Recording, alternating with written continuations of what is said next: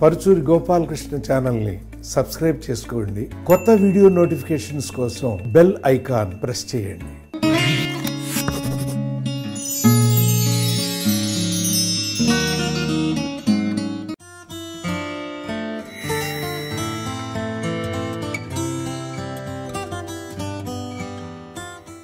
అందరికీ నమస్కారం.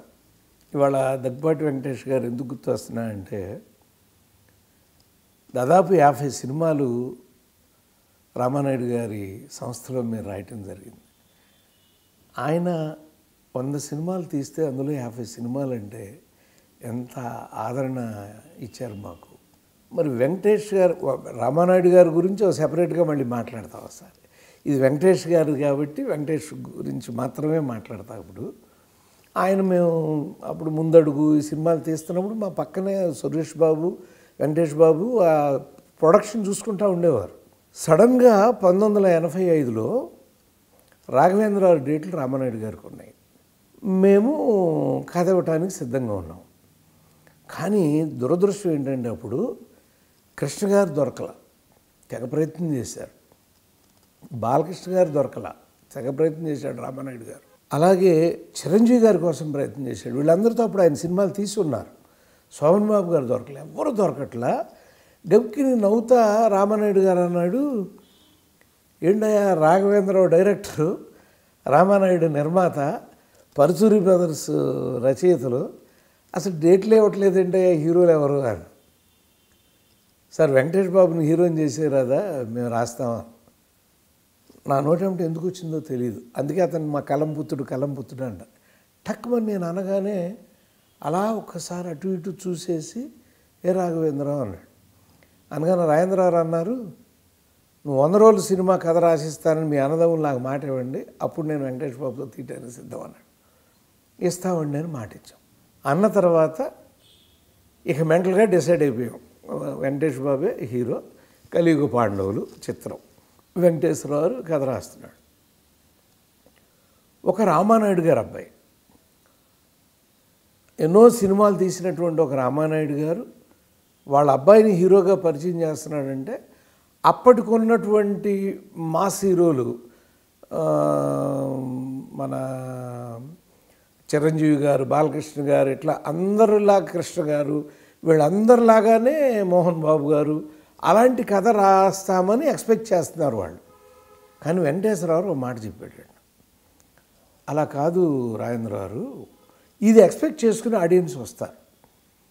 అంటే కనపడగానే చించేస్తాడు, చీల్చేస్తాడు, పొడి చేస్తాడు, కుమ్మేస్తాడు అన్నట్టు వద్దండి. అతను ముందు ఎక్కాలి అంటే కొత్త పిల్లాడు కాబట్టి నెగిటివ్ క్యారెక్టర్ నుంచి స్టార్ట్ చేద్దామండి అని ఒక పాయింట్ చెప్తే, దానికి రామానాయుడు గారు, రాఘవేంద్రరావు అంగీకరించడం చాలా ఆనందం వేస్తుంది.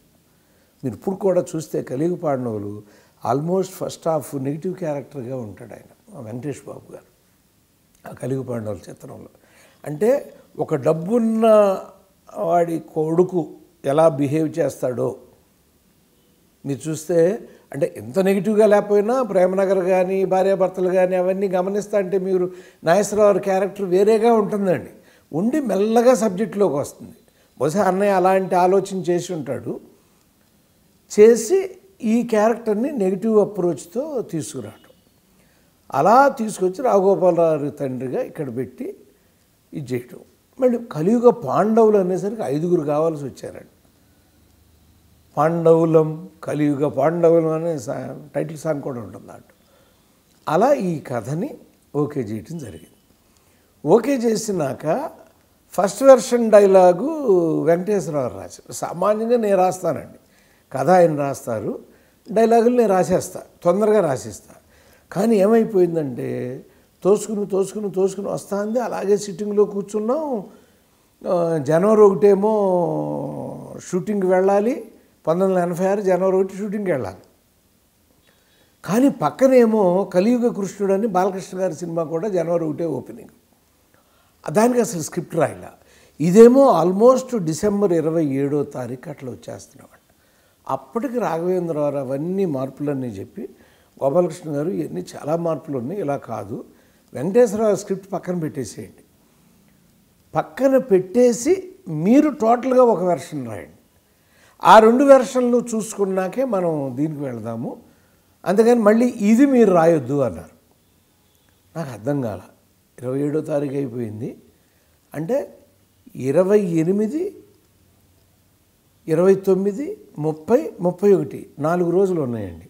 28వ తారీఖు ఉదయం 10ంటికి ఆయన ఫైనలైజ్ చేసి రాఘవేంద్రరావు నాకు స్క్రిప్ట్ ఇచ్చాడు.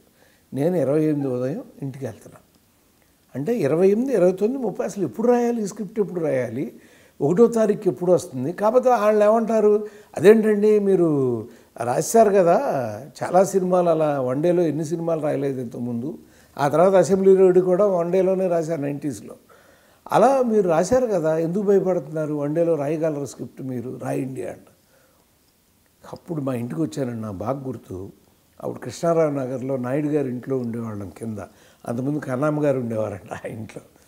మా భార్యకు ఒకటే మాట చెప్పాను, ఫోను నాకు వినపడకూడదు, కాఫీ కావాలా, అన్నం తింటారా అని లోపలికి రాకూడదు, నేను పిలిస్తే తప్ప ఎవరు లోపలికి రాకూడదని చెప్పి ఆ వైవిఎస్ చౌదరి అని ఆయన అసిస్టెంట్ అప్పుడు ఆ పక్కన పెట్టుకుని అలా చాప మీద పడుకుని రాస్తున్నా 28 ఉదయం 11 అట్లా మొదలెట్టాను. రాస్తున్నాను. ఈలోపు కలియుగకృష్ణుడు డైరెక్టర్ మురళి గారు ఫోన్ చేస్తున్నాడు. మా ఆవిడ ఎత్తాను కానీ చెప్పట్లా నాకు, ఎందుకంటే నాకే ఫోన్లు చెప్పొద్దన్నా కదా. అయిపోయి అలా రాత్రంతా రాసేసి తెల్లవారిపోయిందండి, బళ్ళుని తెల్లారిపోయింది. అలా కంటిన్యూ చేస్తున్నాను. 8, 9 అయ్యింది, స్క్రిప్ట్ అయిపోయింది. కలిగిపాడు అవగానే వైవిఎస్ చౌదరికి ఇచ్చి తీసుకెళ్ళి రాజేంద్రరావుకి ఇచ్చేయని. అప్పుడు మురళికి ఫోన్ చేస్తే బాధపడ్డాడు. ఏంటి సార్ ఫోన్, బ్రదరు నీ దగ్గర రావటం కోసమే నేను అన్నం కూడా తినకుండా స్క్రిప్ట్ రాశాను, ఏమనుకోబాకు వస్తున్నానండి. సరే ఇప్పుడు ఏం రాయగలుగుతారు సార్? ఏమయ్యా అది ఒక రోజులో రాసినాడు, నేను స్క్రిప్ట్ రాయలేనా? కొత్త పిల్లాడికి రాసే కదా, ఈయన బాలయ్య అంటే రెగ్యులర్ హీరో, మాకు ఈజీ, వాక్ ఓవర్లో రాయగలం, ఎందుకు కంగారు పడుతున్నాను అంటే, సరే రండి అంటే వీజీపీకి వెళ్ళానండి. వెళ్ళి భోంచేయగానే భయంకరంగా తెల్లవారులు నిద్రలేకపోయేసరికి కళ్ళు మూతలు నిద్రపోతాను. మురళి ఏమనుకోబాకు, మీ ఇష్టం సార్, మీరు రాయగలిగితే 1వ తారీఖు షూటింగ్ ఉంటుంది, లేకపోతే ఫస్ట్ షెడ్యూల్ క్యాన్సిల్ చేస్తానండి అన్నాడు. నేను రాస్తానయ్యా, నన్ను నమ్ము అని VGP 107 కాటేజ్ నెంబర్ దానిలో నిద్రపోతే సాయంత్రం 6ంటికి VGPకి వైవిఎస్ చౌదరి వచ్చాడు. రాజేంద్రరావు అది చదవటానికి రమ్మంటున్నారండి. నేను అన్నాను, నీకు తెలుసుగా చౌదరి అని. నేను రాజేంద్రరావుతో మాట, సార్ నా రైటింగు నేను చదవలేను, ఇప్పటికీ నాలో ఉన్న వీక్నెస్ అదేనండి, నా రైటింగ్ని DTP చేసేవాళ్ళన్నా చేయాలి, లేకపోతే అసిస్టెంట్లు ఎవరన్నా ఫేర్ చేయాలి తప్ప నా రైటింగ్ నేను చదవలేనండి, అది ఫేర్ చేయించండి వచ్చేస్తాను అని ఇక రాయటం మొదలెట్టా. మళ్ళీ సాయంత్రం 6ంటికి మొదలెడితే మళ్ళీ తెల్లారిపోయింది. మళ్ళీ 30వ తారీఖు వచ్చేసింది. మధ్యాహ్నం లంచ్ అవర్కి ఆల్మోస్ట్ అయిపోయిందండి. భోజనం చేసాం, ఇంకా క్లైమాక్స్ ఉంది, ఆ క్లైమాక్స్ కూడా రాసేసా. కరెక్ట్గా సురేష్ బాబు గారు వచ్చారు, VGPకి వచ్చారు. వచ్చి రాజేంద్రరావు తీసుకురమ్మన్నారు మిమ్మల్ని అని. అలాగేనండి అని, ఇది ఫేర్ చేయించుకో మురళి అని మురళికి ఆ బైండ్ ఇచ్చేసేసి బయలుదేరి వచ్చాను.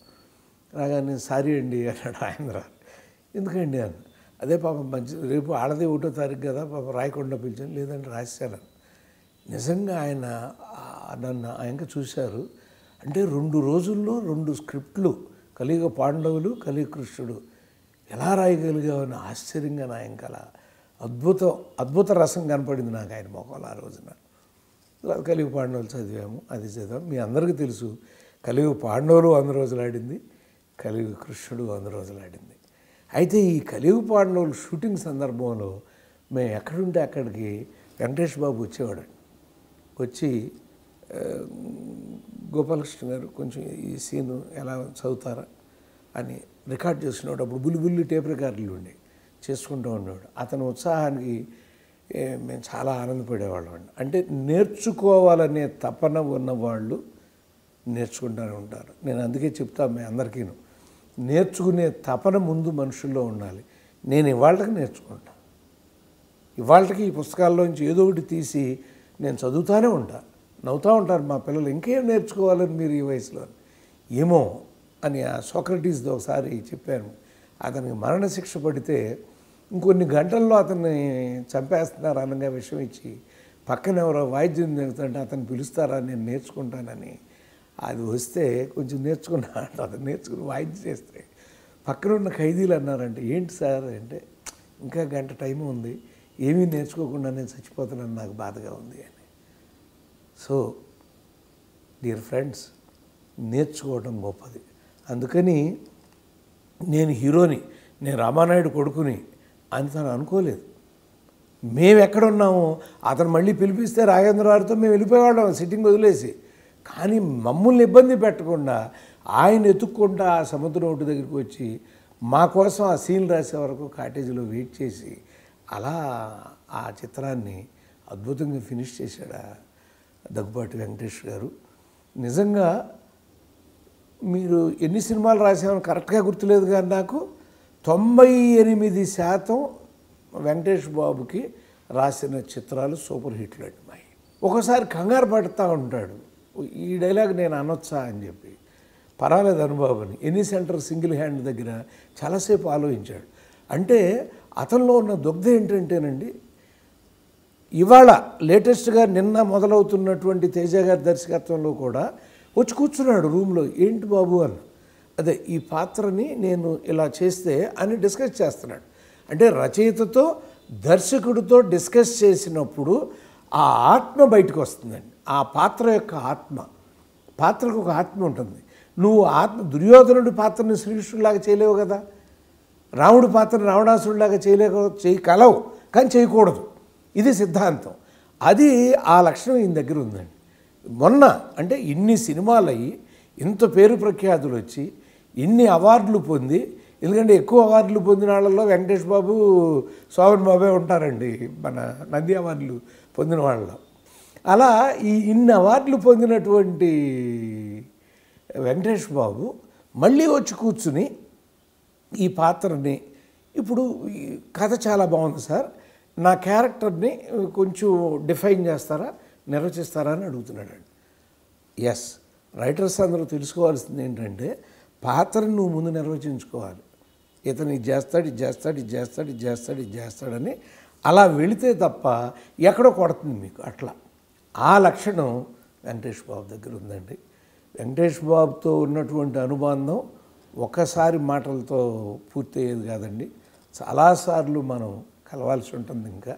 ఎందుకంటే ఎన్నో సినిమాలు, ఒక గణేష్, ఒక దృశ్యం, ఇట్లాంటి అద్భుతమైన సినిమాలన్నీ కూడా ఆయనతో మేము కలిసి పని యాక్ట్ చేసాం. భారతంలో అర్జునుడు, ఆ భారతంలో అర్జునుడు, ఇలాంటి అన్ని బోల్డని జ్ఞాపకాలు ఉన్నాయి. ఆ జ్ఞాపకాలన్నింటినీ కలిపి ఇంకా కనీసం 3-4 సార్లు నేను వెంకటేష్ బాబు పేరుతో మీ దగ్గరికి వస్తాను. అంతవరకు దీనికి కామా ఫుల్ స్టాప్ కాదు, వెంకటేష్ గారి జ్ఞాపకాలకి చిన్న కామా పెడుతున్నాను.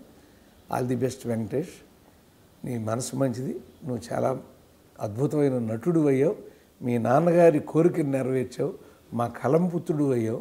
మేము ఏదైతే కోరుకుని ఎవరో రానప్పుడు వెంకటేష్ బాబే చేయొచ్చు కదా అన్న మాటని నిలబెట్టి ఇవాళ ఇన్ని సంవత్సరాలు హీరోగా ఉండి మా నోట్లో నుంచి వచ్చిన మాట నిలబడిందంటే కారణం దానికి నీ కృషి, నీ శ్రమ, నీ ప్రయత్నం.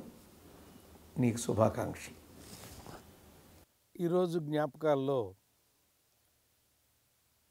తెలుగువారి అందాల నటుడు శోభన్ బాబు గారి గురించి మాట్లాడుకుందాం.